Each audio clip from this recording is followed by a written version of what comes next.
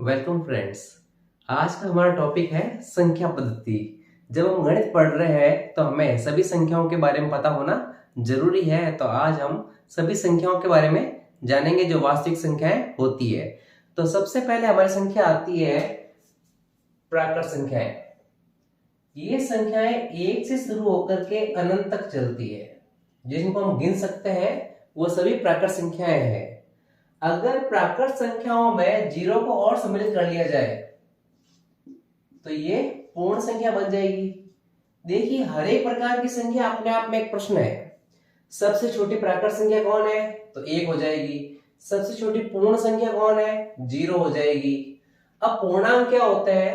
पूर्ण संख्याएं और उनके ऋणात्मक। पूर्ण संख्याएं क्या होती है? 0, 1, 2, 3 ये होती है। और इनके ऋणात्मक यानी -1, -2, -3, तो ये सब क्या है? पूर्णांक है।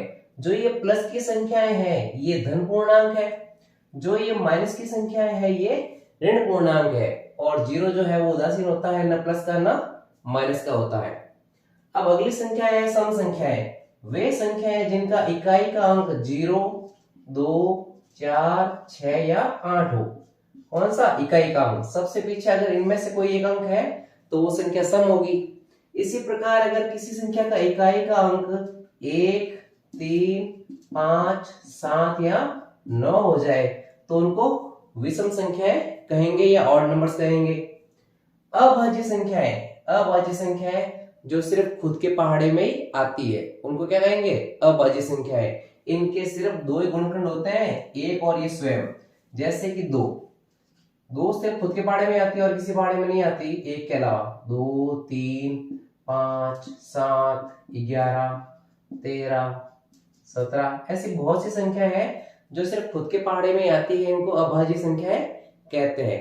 अब ये बहुत इंपॉर्टेंट है, यहां पर दो एकमात्र ऐसी अभाज्य संख्या है जो सम भी है, बाकी ये सब विषम है।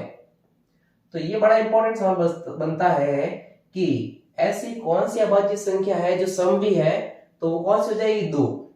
इसके अलावा कोई संख्या सम नहीं है। अगली है भाज्य संख्याएं। ये इसका उल्टा हो जाएगा, जिसके कम से कम 3 गुणनखंड होते हैं, यानी अपने अलावा भी किसी और पहाड़े में आती है। जैसे 4, 6, 8, 9, 10 ऐसी बहुत सी संख्या है जो अपने पहाड़े में आती है और दूसरे के पहाड़े में भी आती है, उनको क्या कहेंगे? भाज्य संख्याएं। अब ये ध्यान रखें कि एक ना इसमें आया है ना इसमें आया है, तो एक ना तो भाज्य संख्या है ना ही अभाज्य संख्या है, इसका हमें ध्यान रखना पड़ेगा। फिर है सहअभाज्य संख्याएं। सहअभाज्य संख्याएं संख्याओं का एक युग्म होता है जिनका HCF यानी मसफा कितना होता है? 1। जैसे कि 2, 3।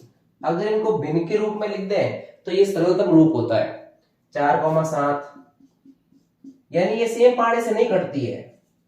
8, 9, 11, 17। तो दो तरीके समझ सकते हैं कि अगर इनको भिन्न के रूप में लिखेंगे तो ये सरलतम रूप होगा, और ये सेम पहाड़े में नहीं आती है, इन्हीं को क्या कहते हैं? सहअभाज्य संख्याएं। इनका उभयनिष्ठ गुणनखंड यानी कॉमन फैक्टर जो है सिर्फ और सिर्फ 1 होता है। फिर आती है परिमेय संख्याएं। ये ऊपर जितनी भी दी गई ये सारी परिमेय संख्याएं हैं। जिन संख्याओं को P/Q के रूप में लिखा जा सकता है, यानी भिन्न के रूप में लिखा जा सकता है, उन्हें परिमेय संख्याएं कहते हैं। जहां P और Q दोनों क्या होंगे? पूर्णांक होंगे। ये P भी पूर्णांक है और Q भी पूर्णांक है, लेकिन Q की एक शर्त है कि इसका मान क्या नहीं होना चाहिए? 0 नहीं होना चाहिए। यानी हर के रूप में क्या नहीं आना चाहिए? 0 नहीं आना चाहिए, क्योंकि अगर हर का मान 0 हो गया तो उसका उत्तर क्या हो जाएगा? अपरिमेय हो जाएगा, अनंत हो जाएगा। क्या हो जाएगा? अनंत हो जाएगा। फिर है अपरिमेय संख्याएं। तो भिन्न के रूप में ये सारी संख्या आ जाएगी, ये हो गई परिमेय। अब अपरिमेय में क्या है? जिनको P/Q के रूप में नहीं लिख सकते। वे संख्याएं जिन्हें P/Q के रूप में नहीं लिखा जा सकता उनको क्या कहेंगे? अपरिमेय संख्याएं। अब विशेष बात यह है कि हमें प्रश्नों के रूप में इनके दशमलव प्रसार भी पूछे जाते हैं, जिनके बारे में हम पिछले वीडियो में बात कर चुके हैं। तो आपने वो नहीं देखा है जरूर देखें, क्योंकि प्रश्न इनके साथ साथ इनके दशमलव प्रसार भी बड़े ही इंपॉर्टेंट है।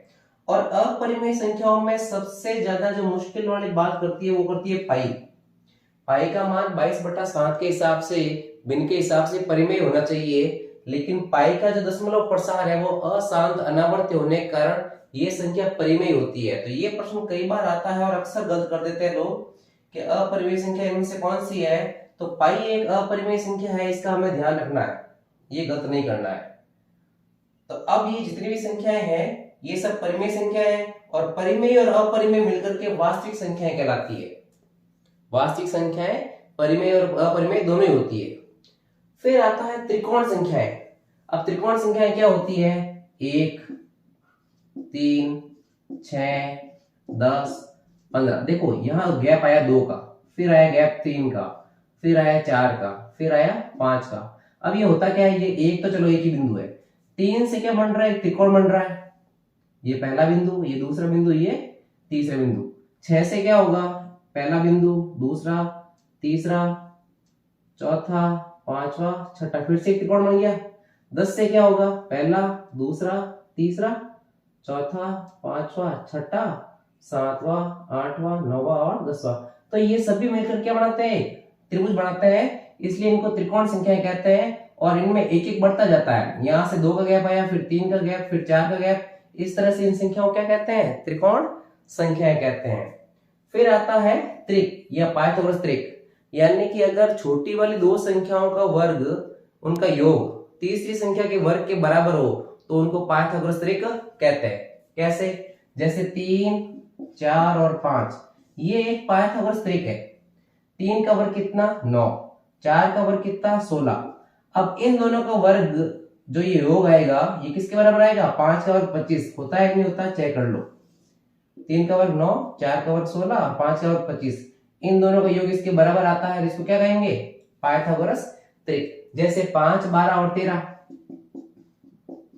5 का वर्ग 25, 12 का वर्ग 144, 13 का वर्ग 169।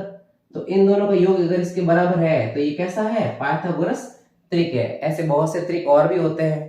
तो इन संख्याओं के बारे में हमें बहुत ज्यादा जानकारी रखनी चाहिए, क्योंकि इनके प्रश्न तो डायरेक्ट हम उत्तर के रूप में लिख सकते हैं। Thank you.